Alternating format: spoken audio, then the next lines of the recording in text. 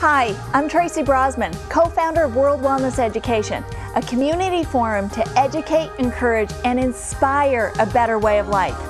We commonly face day-to-day challenges of stress, lack of exercise, and poor eating habits. But with the right approach, we can find freedom. Wake up each morning feeling healthy, focused, and ready to take on the day.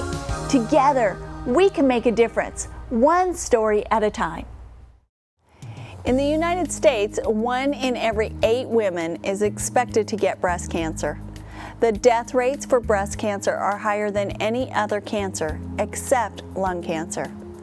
Our guest today is Linda Mafia.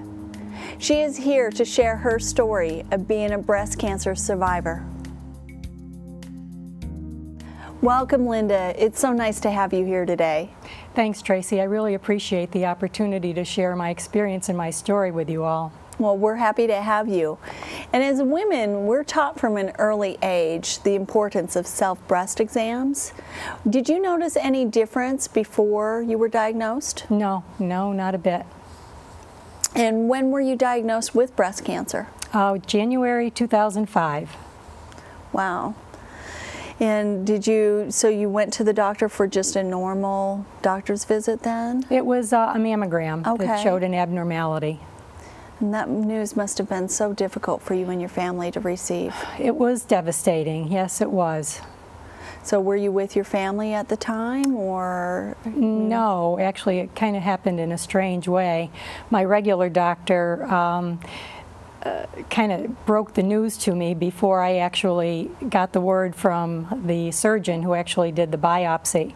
So it was kind of strange, and it was a phone call in the middle of the afternoon. So it was even more traumatic because I didn't have anybody around to share that news with. So it was just over the phone? Yes. Wow. That must have been really, really hard. It was very hard, yes. A lot of tears. Yeah. Now tell us a little bit about your lifestyle, though, before you were diagnosed. My lifestyle before I was diagnosed was not very good. I had a lot of stress in my life. I worked about, I don't know, sometimes 10 hours a day at a very high pressure job in a law firm. I came home and I had a young son at the time as well, so we were juggling daycare and school and getting back and forth, and diet was not really helpful. There was not much in the way of exercise. Ate a lot of dairy products, which I know now are really detrimental to your health, not just for cancer patients, but for also people who want to stay healthy, who are already healthy. So there was a lot of things I can point to now looking backward that were really detrimental to why I believe I got cancer in the first place.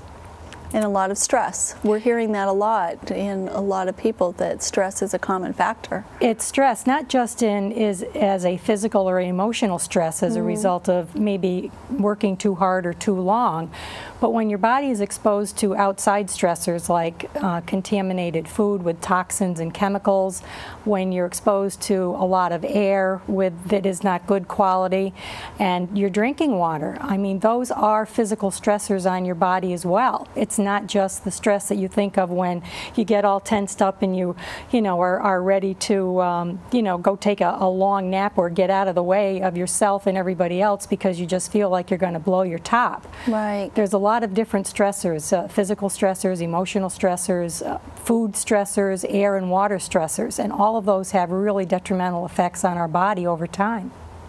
Well, that's a good point. Now, what type of treatment did your doctor suggest you have? He wanted to put me on tamoxifen, chemotherapy, possibly radiation, all 3 of those, not necessarily in that order. And when I looked at the effects of the chemotherapy, especially that, because my mother died of lung cancer when she was 57, and I was 50 when I was diagnosed, I looked at all those options and I said they don't look good to me, especially with the tamoxifen as a follow-up, because I'd have to be on that for 5 years. That could actually cause uterine cancer, which could then, I'd have to have a hysterectomy. Then that could directly push me into menopause, and I'd have to start taking some hormone replacements for that. And then that would throw me into, you know, all other kinds of supplements and so forth. It just seemed like a snowball effect of taking one drug after another to try to replace for my bad eating habits, you know, in my whole life. So I opted not to take any of those. In fact, my surgeon wanted to go in and do another biopsy of the breast because I didn't get clean margins. Okay. And I refused to do that because the initial tissue samples that they took indicated that there were they were large. When I got up the biopsy report and I drew it out on a piece of paper, I discovered that one biopsy was like around 2 inches by 3 inches and another one was smaller. So I looked at that and I said, well, you know, how much more tissue can you take? They also wanted to take lymph nodes at the same time. And they wanted to take more tissue and do a sentinel node procedure, which was actually injecting dye in through the nipple. And the idea was that this was supposed to, the dye was supposed to go to the area of the breast and the surrounding lymph nodes that would have been affected by the cancer growth and extension. And I said to my surgeon, how can you find that that would be true in this case? You've already taken these very large tissue samples out of my breast. How can you possibly think that that dye is going to go in the same direction as it would have if the tissue were intact initially?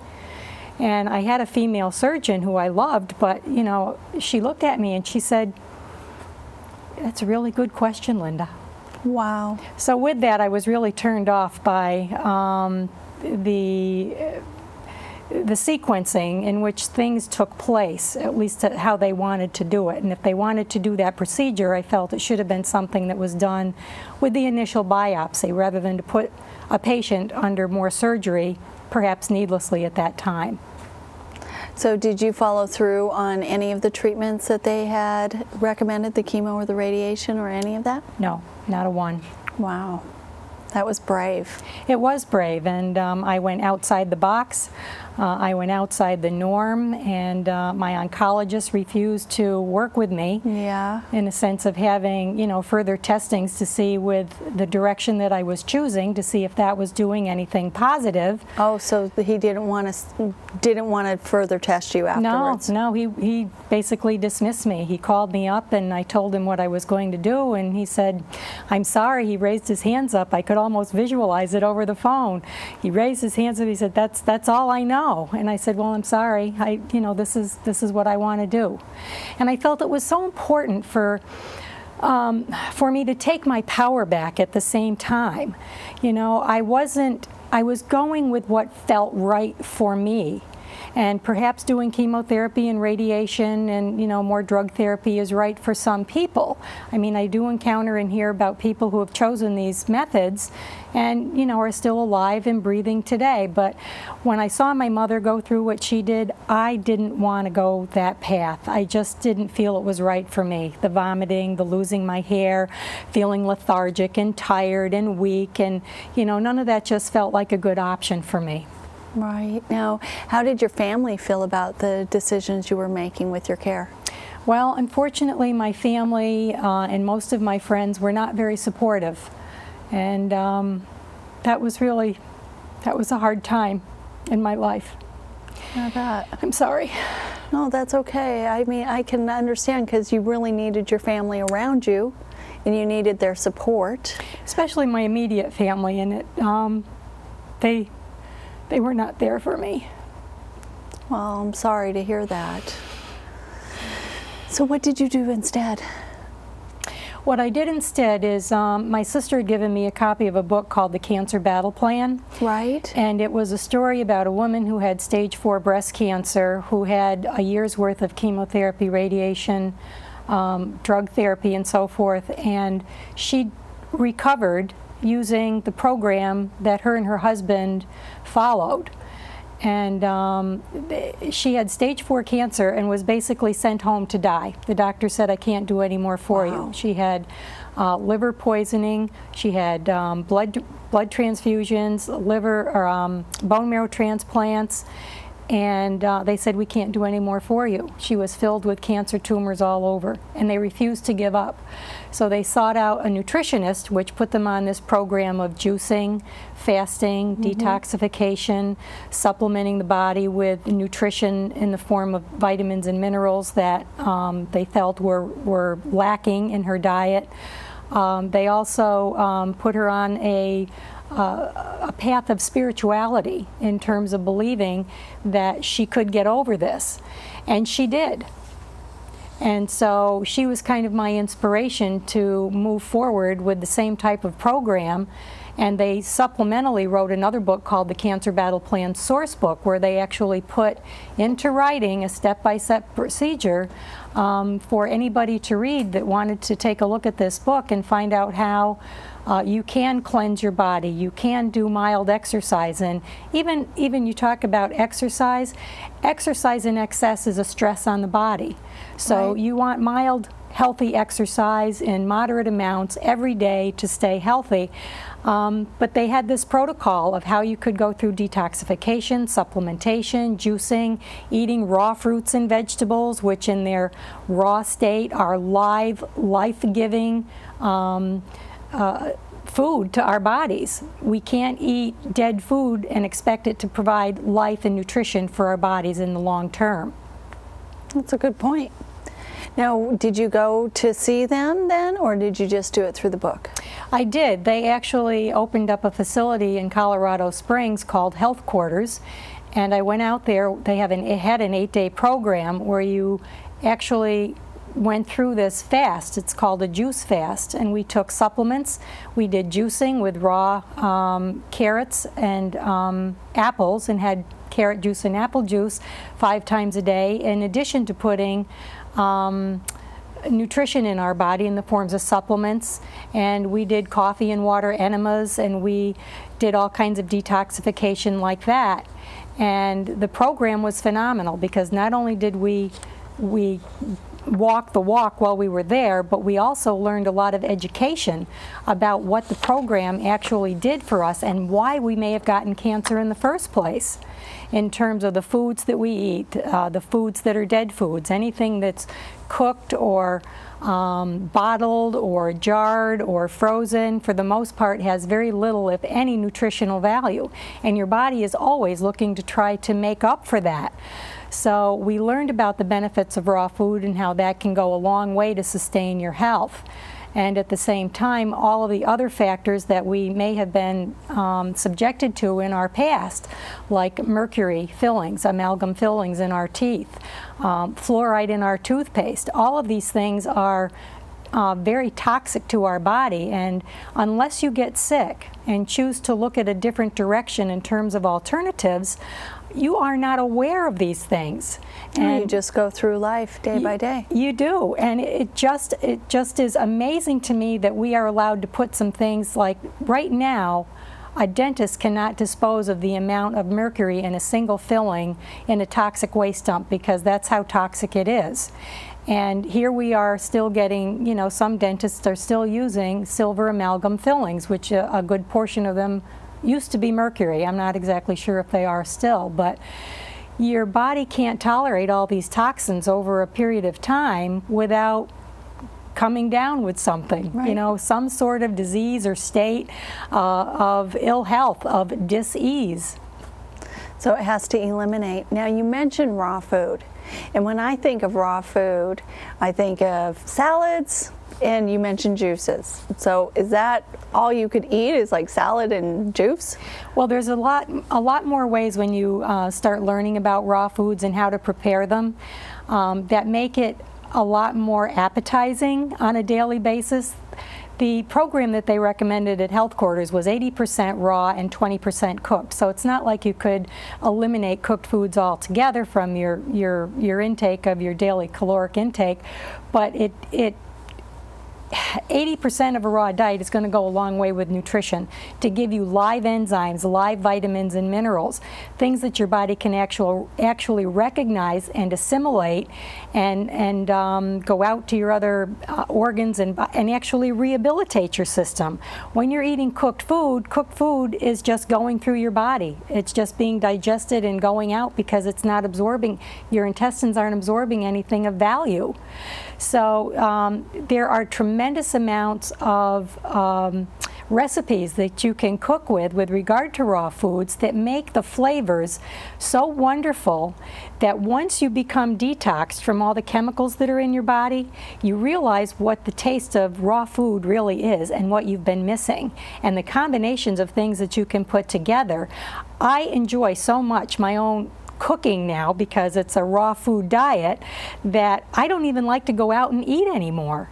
So I do a lot of dehydrating. I make my own breads. I make a lot of salads that use a lot of nuts and seeds and beans that I sprout myself.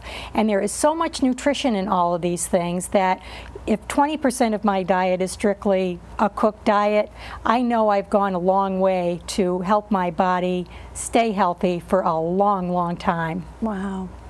Now, you said you weren't exercising before you were diagnosed, or weren't doing a lot of exercise beforehand. Right. What type of exercise did you incorporate?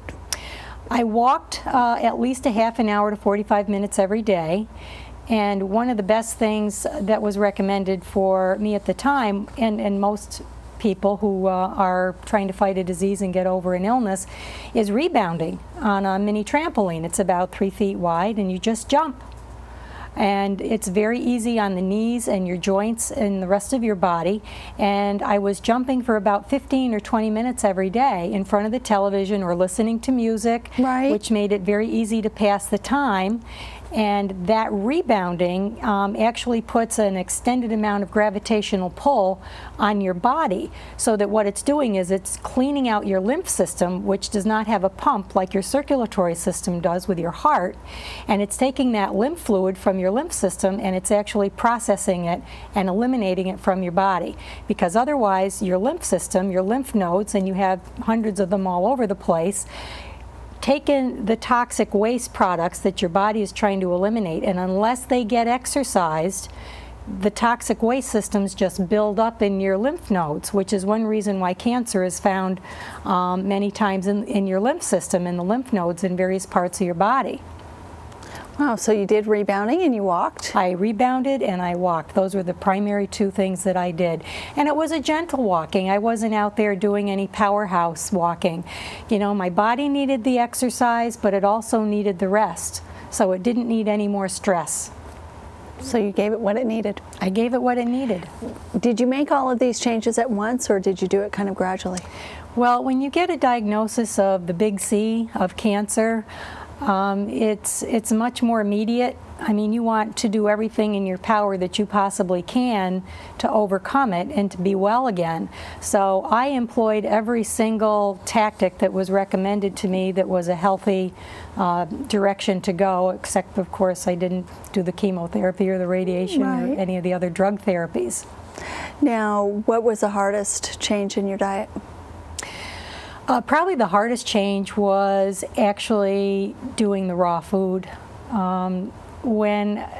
Since my family was not very supportive of my dietary changes in my direction, I was still cooking for them. At the same time, I was trying to, you know, make raw food for me. So it was kind of difficult to have the scents and smells in the kitchen with meat that I was cooking for them and other scents that I was used to growing up that were, you know, very pleasing, tantalizing, you know, taste bud jumping kind of scents and aromas that, you know, was kind of like, okay, you know, I'm either going to get over this cancer or I'm not. But continuing to make 2 meals in a household where we had split directions was difficult. That was the most difficult part. Yeah, that would be. That was hard too, but at that point I was about 4 months into it and I was very committed to it. I took my power back and I was going to get over this, and so. You're cancer-free. How did you find out that you were cancer-free? I have been going through breast MRIs annually. Okay. Up until the last year, I haven't gone from a regular breast MRI recently. And all of the breast MRIs have been negative. Wow. And I haven't been sick with a cold or a flu or a runny nose, an earache, a sore throat. I haven't been sick at all in 6 years since my diagnosis. So I figure I'm on the right track. So when you went back for your first breast MRI and you got the positive news that the cancer was gone, did your family finally come around? They did. They did. They were, of course, very pleased to know that this was successful. Because they wanted you around. That's the only reason why they weren't supportive probably to begin with, is because they were afraid. Absolutely. And I know it was fear generated. In fact, you hear this story a lot from people.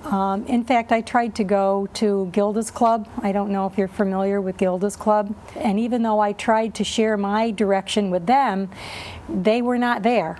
They weren't in that same place that I was. So I decided, you know, if I'm going to do this, I'm going to do it on my own. And so I did it.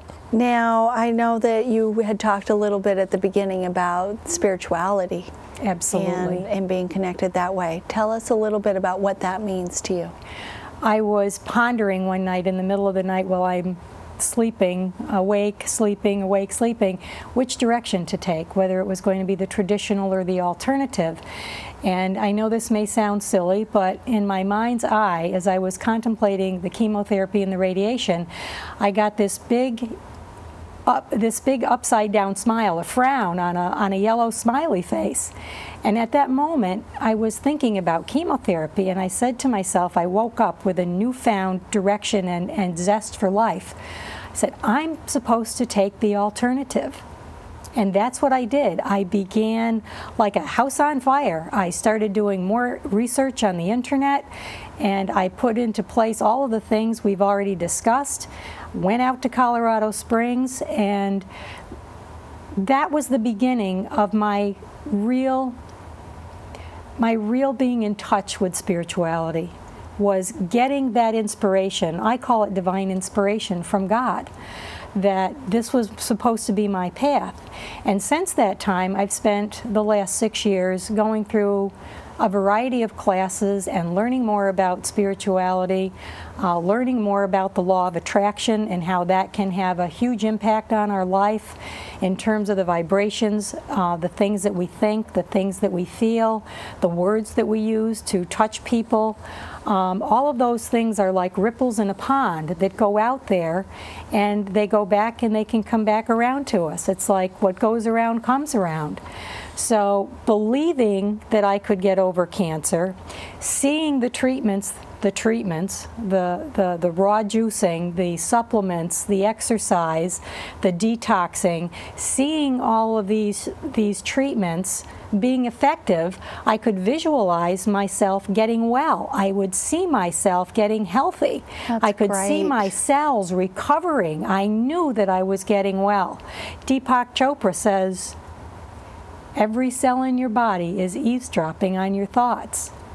And I truly, truly believe that if more people could just find themselves feeling good about themselves and seeing whatever form of treatment that they're taking in a positive light and not focusing on the negative but focusing on the positive, then I think that there would be more people that would overcome not just cancer but lots of diseases. Well, I'm so glad that you're well, and I'm so glad that you were able to share your story with us today. Tell us how somebody could get into contact with you if they would like to. They can contact me at my email address, which is mathia8@gmail.com, and I am very open and I am very proactive and I am passionate about sharing this information with anybody, because my hope is that one day that we will have more people that are looking to alternatives to try to get over their illnesses and their diseases. And these treatments work, again, not just for cancer but for diabetes, for heart disease as well. Definitely. Thank you so much for sharing today. Thank you, Tracy. And together we can make a difference, one story at a time.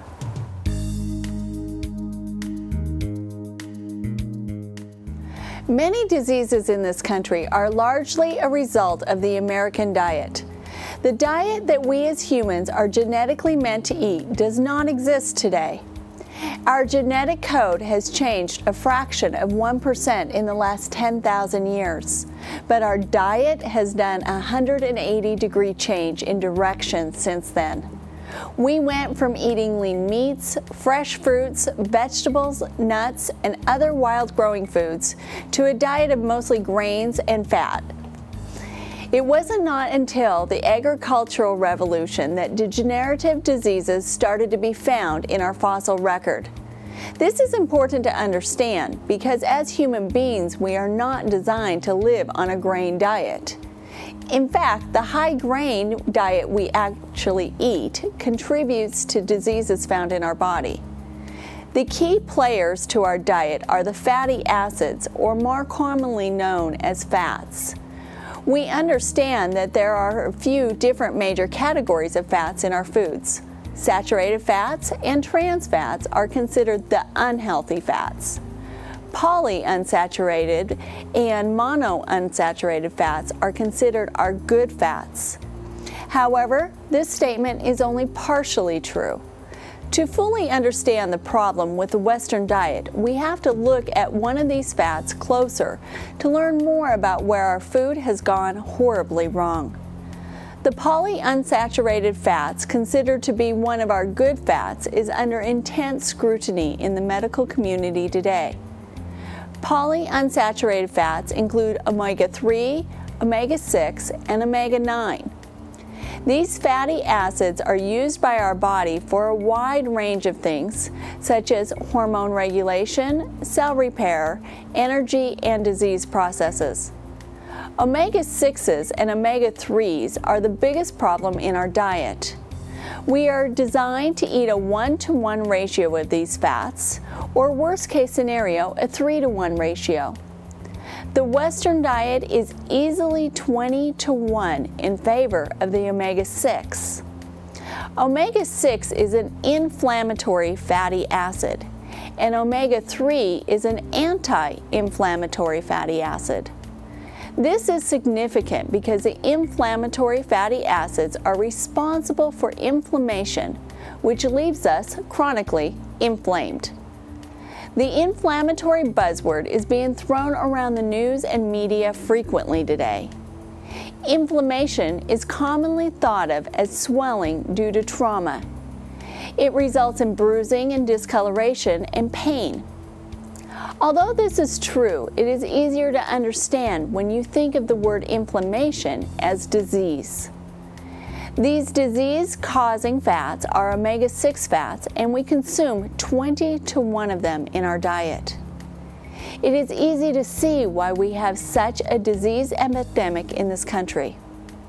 The medical community is trying to combat this with the supplementation of fish oils, largely composed of omega-3 fats. This is an attempt to balance our diets. Unfortunately, it is nowhere near enough because of the amount of oils consumed in America's diet is astronomical. The only way to fight this is to become educated on this topic. Stay clear of fad diets and eat for health and well-being. Consume more fruits and green vegetables, lean range-fed meats, nuts, and wild fish. Stay away from fatty meats, fast foods, and sugary foods. Also, remove peanuts, corn, other seed oils, and grains from your diet. Grains are high in omega-6 disease-caused fatty acids, and they are a major contributor to the poor quality of our food. Grain feeds are commonly fed to livestock because it is cheap and it fattens the animals up quickly. This yields bigger profits for the food manufacturers, but poor nutrition value of our food. You really are what you eat. If your livestock are fed a grain, hormone, and antibiotic diet, your meat is exactly that. Then you consume that meat, and your cereals, breads, and fried foods are staples in your diet. This leads you to become chronically inflamed. We live in a society where heart disease, cancers, systemic diseases, inflammatory diseases, and metabolic diseases are skyrocketing. We are a sick nation, and the only way for us to change that is to change our way of thinking. We have to understand that the food we eat is the only fuel our bodies get. Treat your body well. You have to live with it for a lifetime. Thanks for joining us. Remember, you can catch the show each week on Lakefront TV and on Heartbeat Radio for Women at www.heartbeatradiousa.com. You can also find more information about World Wellness Education at www.worldwellnesseducation.org. We'll see you next time.